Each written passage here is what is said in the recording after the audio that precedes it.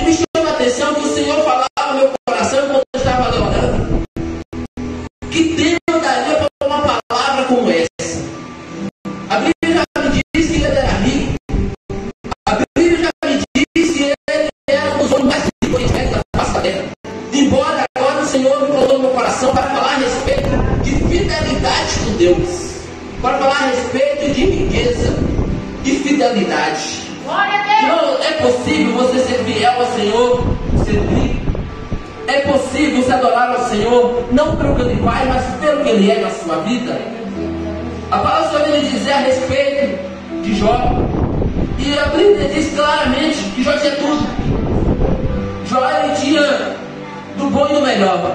É por isso que Satanás, quando se depara com o Senhor, ele diz: porventura, Jó serve você em vão? Porventura, Jó só serve você porque te ama? Porventura, Jó só te serve pelo que você é? Não! Aí ele mesmo responde no versículo 9 a seguir: ele te ama, sabe por quê, Senhor, que ele te obedece? Sabe por quê, Senhor, que ele anda nos seus caminhos e se desvia do mal? É um homem íntegro, reto, você está descrevendo? Não! Porque você cerca ele de bens, porque você cerca ele de tudo que ele quer. Aí o Senhor diz assim: eu conheço então Jó. O Senhor fez algo com Jó que ele não fez com Pedro, que ele não fez com Tiago. A Bíblia diz que toda vez que Satanás ia contra um dos discípulos dele, ele primeiro pensava: peraí, deixa eu consultar o Pai, se ele está preparado para ser tentado. Não, ele diz assim: se você está falando que ele me ama, que ele me adora pelo que eu sirvo para ele, não pelo que eu sou, então vai lá, toque em tudo que ele tem e diga para mim quem é ele. A Bíblia nos relatar então que agora Jó continua íntegro, reto e fiel a Deus. Você sabe por quê, irmão? Porque o homem, para ele viver num tempo difícil que é o dia de hoje, num tempo pecador como somos, num tempo de acusação como nós vivemos, como o pastor falou, né, muitas das vezes nos excluídos das próprias igrejas, você é necessário que você tenha uma coisa que todos os ministérios têm, mas pouca gente obedece. Ela se chama doutrina. Se o homem fazer a doutrina dele na vida própria dele, que não seja o pastor que esteja apoiando, que não seja o amigo que está apoiando, mas que seja o Espírito Santo que está apoiando no teu coração. Eu quero servir a Deus independente da circunstância. Eu quero servir a Deus independente do que eu vou passar. Eu quero adorar ao Senhor independente do que eu vou viver. Eu quero adorar ao Senhor se eu estiver bem. Eu quero adorar ao Senhor se eu tiver alimento. Eu quero adorar ao Senhor se eu não tiver. Eu quero adorar ao Senhor se eu não tiver meu carro. Eu quero adorar ao Senhor sem o carro. Eu quero viver com o Senhor para a eternidade. Então você vai começar a entender que viver com Deus íntegro, retamente, corretamente, como a palavra do Senhor diz, é melhor do que viver com prosperidade da terra. A Bíblia diz que Jó fez essa doutrina na vida dele. Primeiro passo para Jó viver a doutrina dele. Hoje é exigido, principalmente os assembleanos sabem disso. O Ministério da Assembleia é um ministério que eu já congreguei muito, pastor. Eu gosto por causa das doutrinas. Porque onde não tem doutrina, ela fica sem ordem, sem decência. A Bíblia diz que é tudo com ordem e decência e sem escandalização. Então é necessário que o homem tenha essa doutrina, e Jó pela primeira doutrina para ele: santidade. Santidade da vida de Jó já era normal. O que para nós é sacrifício, para Jó já era normal. O homem sem santidade não é impossível agradar a Deus. E como que você vai resistir os dias maus que virão se você não tem santidade por Deus? Se você não vive o Espírito Santo que habita em você, ele não vive segundo a vontade do Senhor. A Bíblia diz que Jó, então, ele tinha santidade em tudo que ele fazia. Pode ver que agora ele pega e separa. As primeiras doutrinas dele, ele separa riqueza, fidelidade e prosperidade. Ele separa a fidelidade dele com Deus. Ele põe a riqueza de um lado, a fidelidade dele com Deus de outro, e a família dele do outro. Ou seja, a gente tem tudo. Muitas das vezes a gente tem tudo, mas simplesmente queremos dar valor mais os bens materiais que nós temos. Muitas das vezes abandonamos o Espírito Santo que habita em nós para ministrar a palavra do Senhor, porque a palavra do Senhor vem nos dizer que só liberta. É a palavra de Deus que transforma, é a palavra do Senhor que traz esperança para o homem. E o homem sem o Espírito Santo ele é nada. Senhor, quando ele está preparando alguém para matar Golias, a Bíblia diz que ele já tinha um preparado, ele já tinha Saul como escolhido. Mas embora ele perdeu algo que havia nele, ele entristeceu o coração de Deus, e o Espírito Santo afastou da vida dele. E quando uma vez que o Espírito Santo afastou da vida dele, ele agora, qualquer cara que estivesse na frente dele, ele ia temer de medo. Agora veja, o Senhor agora está levantando um menino pequeno, de estatura, um menino médio, um menino que não daria nada para a sociedade, mas ele tinha o Espírito Santo. Em momento algum a Bíblia revela que ninguém ensinou ele como se defender.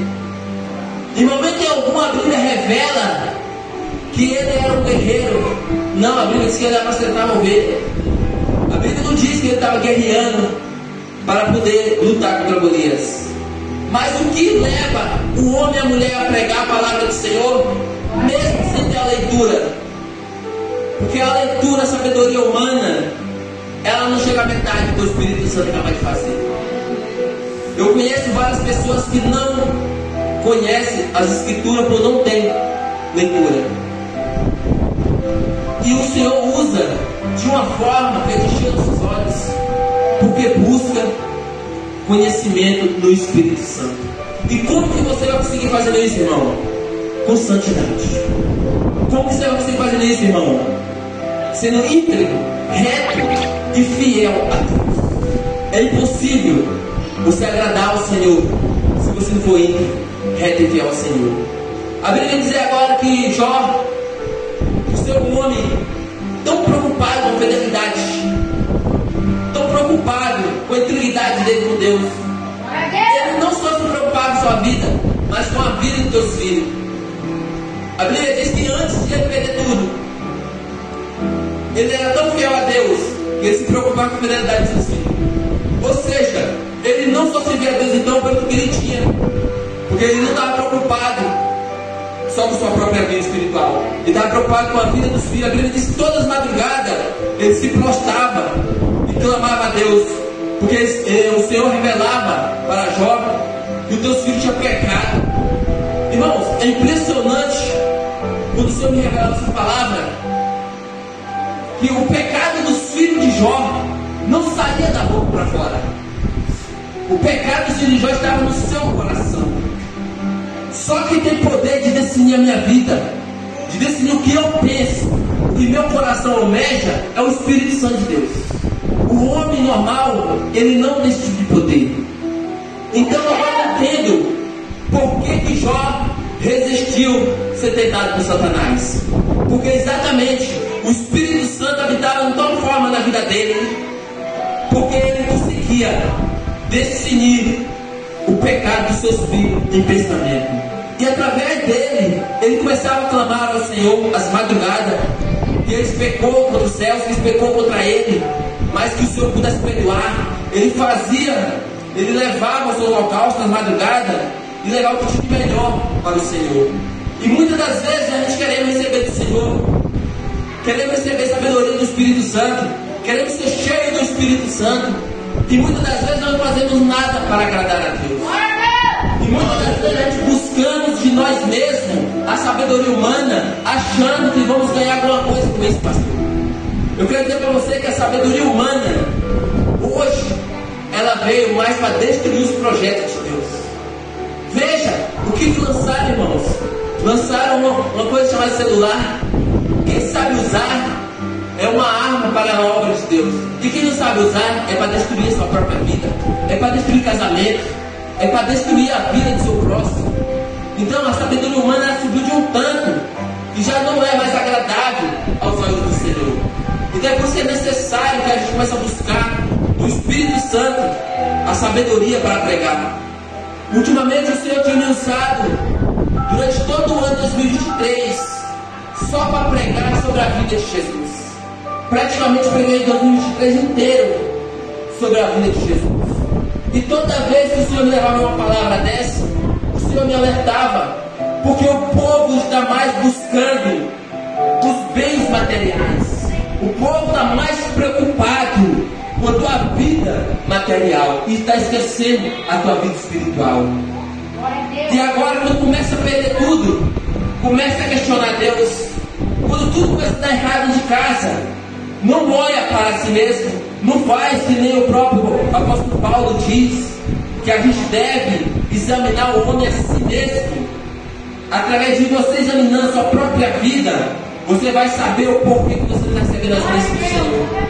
Quando você começa a examinar você mesmo, você começa a entender: é necessário que eu busque mais, é necessário que eu desça mais, é necessário que eu chame a atenção do Mestre, para que eu possa ser abençoado por Deus. Então é por isso que o Senhor colocou no coração do pastor, não apenas 12 dias, mas sim uma vida inteira de campanha de oração, uma vida inteira de santidade, uma vida inteira de buscar a presença do Senhor. Ei, certa feita, algumas pessoas ouvindo eu ministrar, falou para mim assim: irmão, não é necessário a gente estar todo dia na casa de Deus para a gente ser salvo, não é necessário a gente estar todo dia na casa de Deus para conhecendo o grande poder do Senhor. Mas muitas das vezes eu costumo dizer: se você tirar 30 dias na sua casa, você não dá uma hora de santidade para o Senhor. E se você vir 2 vezes por semana, com o coração voltado para Deus, com o teu foco ligado aos céus, esquecendo tudo que está lá fora, esquecendo os problemas, porque nossos problemas não entregam nas mãos do Senhor e deixa que Ele trabalha, a tua vida fica mais ligada em santificação, a tua vida fica mais ligada em ser preparado para ir morar no céu, a tua vida fica mais ligada em sentir a presença de Deus. Se a gente não tiver a presença do Senhor na nossa vida, o Espírito Santo que habita em nós, ele simplesmente é afastado da nossa vida. E se o Espírito Santo afastar de nós todo o poder e autoridade que foi entregue nas nossas mãos, que quando Jesus saiu da terra, ele disse para seus discípulos: eis que eu vou e deixei o Consolador contigo. O Consolador fica conosco, ou seja, o Espírito Santo vai ficar conosco, para fazer não só coisas semelhantes que eu fiz, mas melhores do que eu fiz. Ou seja, o que o Senhor fez aqui na terra? A Bíblia revela que o Senhor curou cego, a Bíblia revela que o Senhor ressuscitou morto, a Bíblia revela que o Senhor curou paralítico, a Bíblia revela que mulheres que não tinham mais solução para a medicina, o Senhor chegou e trouxe a medicina. Ou seja, quantas das vezes eu estava em casa doente, eu não tinha força para ir para a igreja, eu simplesmente catava meu celular e ligava para o pastor: pastor, eu não estou legal, eu não aguento nem sair da cama. E ela falava: filho, eu vou orar daqui e você recebe daí, ora junto. Você sabe por quê? Porque a palavra do Senhor diz que quando estamos em clamor, quando a gente está buscando a presença dele, enquanto você ora aqui, enquanto você glorifica aqui, o Senhor visita os teus, o Senhor visita a tua família, o Senhor visita aqueles que estão desenganados pelos médicos, o Senhor ressuscita sonhos, projeto. Você quer saber? Em 2008, ainda quando eu não era servo de Deus ainda, eu ainda não tinha aceitado ao Senhor ainda, meu pai passou por uma cirurgia muito grave. O meu pai, ele já foi desenganado dos médicos, e o Senhor colocou no meu coração para entregar o nome dele lá na igreja. Pode ver que o homem, mesmo ele não servindo a Deus, ele ainda tem a fé, e a fé, ela move montanhas. E meu pai ficou por 18 dias desacordado na UTI. Os médicos ligou para o meu tio e falou: olha, esse daqui já não tem mais jeito, esse daqui é melhor desligar os aparelhos e deixar o espaço, a UTI móvel, para outra pessoa que tem solução. E meu tio chegou lá e falou para nós: minha avó tem mais de 50 anos de evangélico. Minha avó disse assim: não, para Deus, enquanto há esperança, há vida. Não desliga não, deixa ele lá. E nós foi orando, e eu comecei a buscar, eu comecei a entender que no céu havia um Deus. Eu comecei a entender que era necessário, que o homem não podia fazer, alguém tinha que fazer algo para o meu pai. Muitas das vezes o Senhor vai permitir que aconteça algo na minha e na tua família, para que haja, para que acenda a nossa fé, para que a esperança da nossa fé ressuscite dentro de nós, para que o Espírito Santo comece a abrandar em nossos corações, para que comece a nos alertar que é tempo de santificação. Então agora começamos a orar para mim do meu pai. Eu aceitei a Jesus, eu me batizei, e meu pai é prova viva. Meu pai, ele é prova viva, ele mesmo fala, ainda que ele não aceitou Jesus, ainda que ele ainda não quis Jesus, ainda não tomou o seu Salvador, mas ele não nega o milagre que o Senhor fez na vida dele. Então esse Deus que operou no passado, ele não opera hoje. Esse Deus que permitiu a prova de um homem que foi uma doutrina de fidelidade com Deus. A Bíblia diz que Jó, depois que ele perde tudo, a primeira fidelidade dele, ele perdeu tudo. Fidelidade é prezada a tudo. É muito fácil você clamar a Deus, adorar ao Senhor. É muito fácil glorificar o nome do Senhor quando tudo vai bem na sua vida. É muito fácil você adorar ao Senhor quando a sua vida está como a vida de Jó, quando Satanás se depara com Deus. Ele diz: a tua família é perfeita, ele é o homem mais rico, ele tem tudo o que quer, ele tem. Então é muito fácil ele ser fiel a você. Essa é a acusação de Satanás contra Deus. E muitas das vezes tem te acusado por isso. Você sabe por que o irmão Isaac, o diácono Isaac, serve a Deus? Não, porque ele tem um carro para fazer a obra. Você sabe por que ele serve a Deus? Não, porque a família dele é perfeita. Não, mas aí o Senhor fala assim: mas eu conheço os pensamentos, eu sou os coração. O Senhor conhece. A Bíblia diz que ele bem sabe os pensamentos de cada um de cristão. Então é necessário que a gente tenha fidelidade com Deus. É necessário que a gente tenha amor ao próximo para provar a nossa fidelidade. Por que eu digo do amor ao próximo? Porque a Bíblia diz que depois que Jó está com tudo perdido, Jó agora está lá no pó. Aqueles que eram amigos abandonaram. A tua esposa, que foi a única que sobrou, a Bíblia diz que ela disse para Jó: Jó, você está vendo a situação, já não tem mais jeito, já está no fim, você já não tem mais nada, já perdeu tudo, você está com chagas que jamais vai sarar. Então até ela duvidou do poder de Deus. Ela disse: amaldiçoa teu Deus e morra. Ou seja, o abençoa seu Deus e morra. Depende da tradução. Então agora eu quero dizer para você, ele olha para ela e diz: mulher, como diz uma louca, diz tu. Em tudo Jó não pecou contra Deus. Em tudo Jó foi fiel a Deus. A Bíblia diz também que agora Jó começa agora então a mostrar para Satanás que a vida dele não é regrada por Satanás. A primeira coisa que um homem começa na terra a questionar Deus: o porquê disso, o porquê daquilo. O homem começa a questionar Deus: Senhor, eu sou teu servo, eu te sirvo de todo o meu coração, eu faço a tua obra, e o porquê disso? A Bíblia nos revela que o tempo todo Satanás está esperando Jó dizer: a minha ruína vem de Satanás. Não, certo? Quando ele se depara com o Senhor diz: toque em tudo que ele tem, mas poupe a vida dele. Ou seja, foi Satanás que tirou? Foi. Mas Jó não reconhecia assim, porque toda vez que a gente estamos em ruína e a gente fala que Satanás destruiu as nossas vidas, ele se sente grandioso. Ele fala: eu fiz e ele testemunha, eu fiz e ele prova. Não, Satanás, ele está, quando Jó está passando por situação, Satanás está de pé esperando ele falar alguma coisa. E na hora que alguém começa a questionar ele o porquê da vida dele, a situação, ele fala: pergunta para os animais que eles te explicarão. Ele fala: pergunta para a terra que ela te explicará.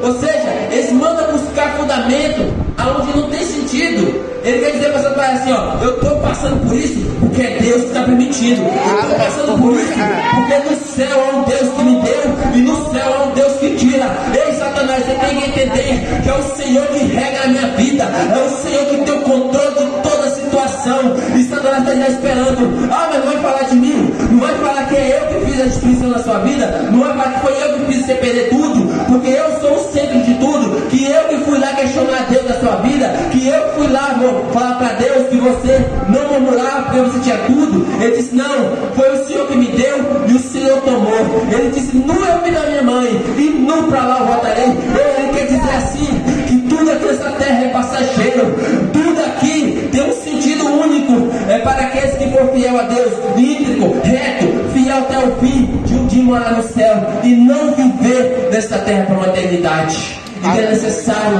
a nossa fidelidade com o Senhor. É necessário a gente entender que nossos bens materiais aqui é apenas para a glória de Deus.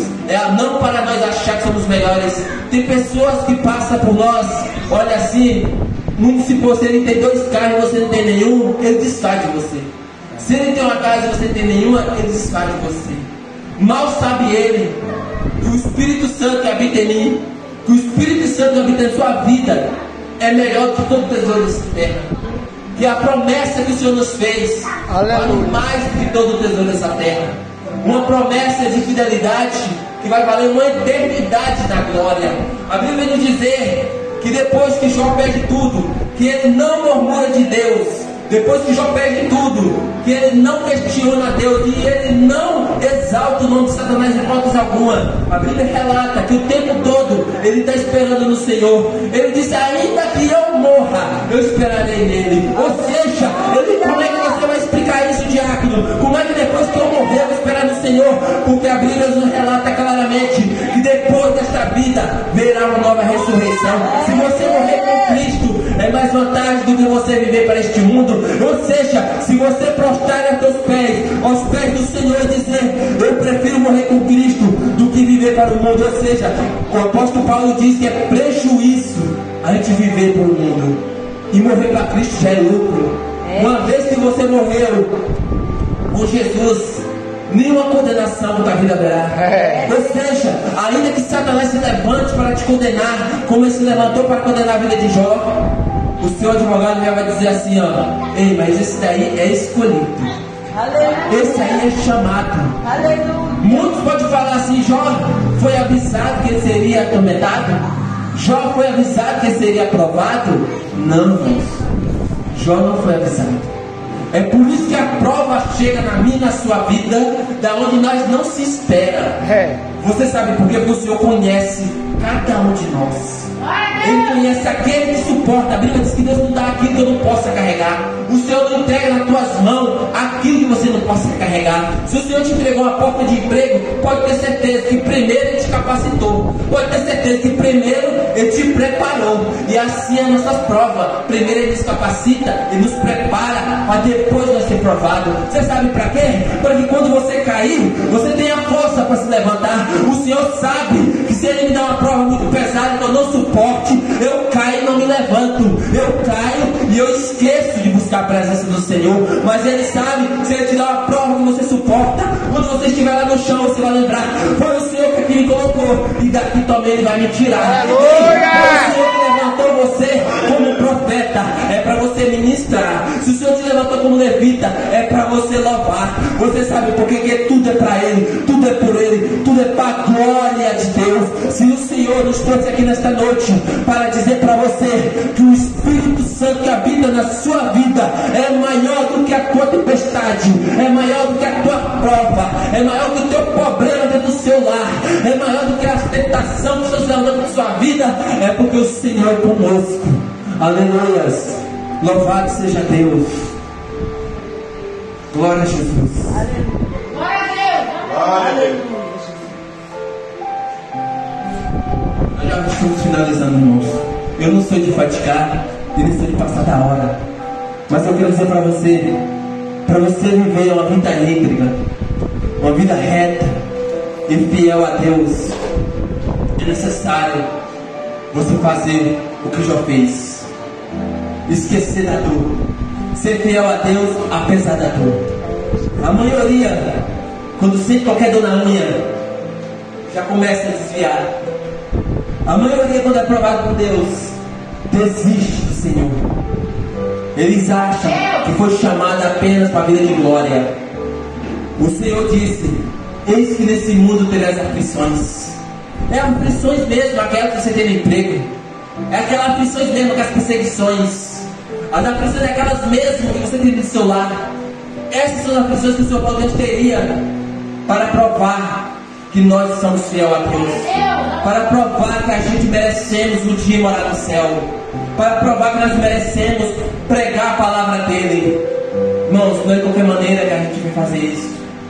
Se você não tem uma vida íntegra, uma vida fiel a Deus, se você não está no monte às madrugadas buscando, se você não tem uma vida de oração dentro da sua casa, você não tem condição de pregar o Evangelho. Glória a Deus. Você não consegue ser inspirado pelo Espírito Santo se você não vive uma vida de fidelidade com o Senhor.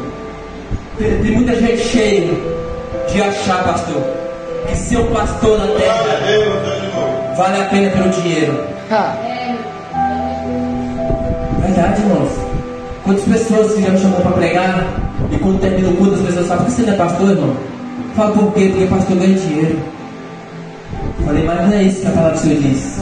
A palavra do Senhor diz que pastor é para controlar os rebanhos, é para ensinar os caminhos que devem andar, é para guiar os rebanhos. Os pastores, eles são os mais perseguidos da terra, porque o diabo sabe, se o pastor cair, uma igreja toda pode se perder.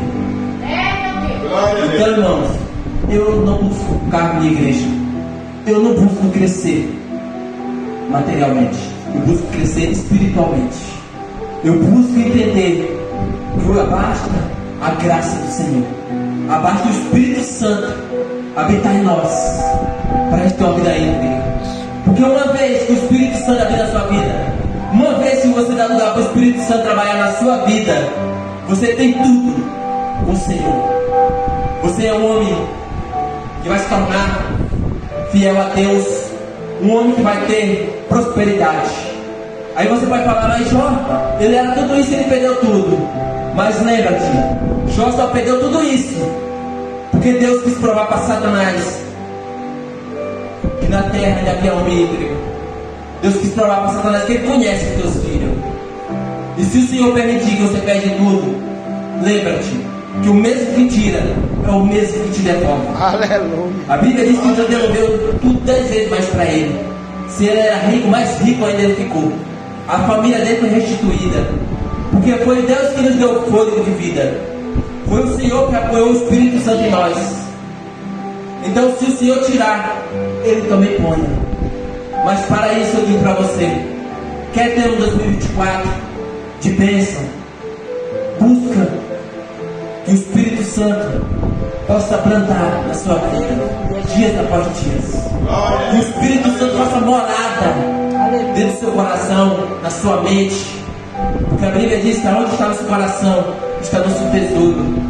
Então não deixa que as amarguras façam com que você perca as bênçãos de 2024. Faça com que essa campanha, não só essa, as demais que virão, para valer a pena na sua vida. Amém. Para valer a pena é necessário ser fiel a Deus. Para valer a pena é necessário profetizar na sua vida que não aceita mais a derrota. E para finalizar, não deixe que o nosso adversário se sinta grande quando você estiver sendo provado. Ele tem que se sentir menor, ele tem que se levantar para cair. A Bíblia diz que se você estiver de joelho, pela uma porta ele entra, por outra 7 ele tem que sair correndo. Porque esse é o nosso Deus que nós servimos. Aquilo que eu não pude falar melhor, que o Espírito Santo de Deus fala melhor no seu coração. Certa feita eu preguei a respeito de teu Espírito Santo.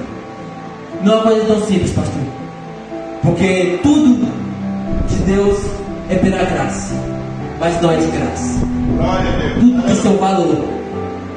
Para me chegar até aqui, não foi que eu caí de paraquedas. Para me chegar até aqui, eu tive que derramar muita lágrima. Para me chegar até aqui, tive que levar nome de crente chorão. Para me chegar até aqui, eu fui envergonhado. Para me chegar até aqui, eu fui humilhado. Para me chegar até aqui, eu precisei congregar 3, 4 anos no ministério sem ter uma oportunidade. Mas eu tinha uma coisa, eu tinha uma promessa. Uma promessa que não foi o homem, foi Deus que me fez. Uma promessa que eu estava num lugar que ninguém me via, mas o Senhor me via. Uma promessa num lugar que eu pregava, quando eu comecei a pregar, nem luz para iluminar tinha. Era base, candeeiro ou vela. E o Senhor me honrou. E o Senhor tem nos levado em grande lugar para provar que as promessas dele não caem por terra na nossa vida. Amém, irmãos? Que Deus abençoe a vida de cada um de vocês que compareceram nesta noite para ouvir falar um pouquinho da fidelidade do homem com Deus, para entender que é necessário ter uma vida íntegra, reta e fiel ao Senhor, para que o Espírito Santo de Deus possa te guiar e te guardar por todo o tempo, para que Ele possa te sustentar na hora que as provas virem. Só aqueles que vão buscar a presença do Espírito Santo de dia e de noite. A palavra do Senhor diz que nós não podemos desviar nosso foco em hipótese alguma. A gente tem que buscar o Senhor todo o tempo na nossa vida. É necessário que o nosso pensamento fique ligado no céu em todo o tempo, para que ninguém roube a nossa coroa. Amém? Eu não gosto de passar do horário. Já são 21h11. Eu quero sim, nesse momento, estar agradecendo aqui ao pastor pelo convite.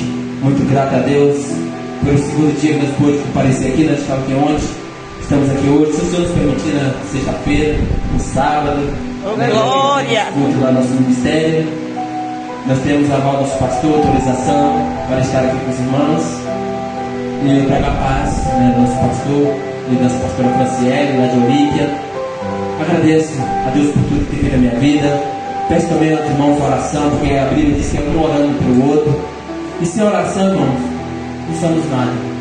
Sem oração, nós somos como folha seca, que o vento bate e nos leva para fora. Mas com a oração, a gente alcançamos o céu com vigilância e com muita perseverança na presença do Senhor. Amém? Que Deus abençoe em nome de Jesus.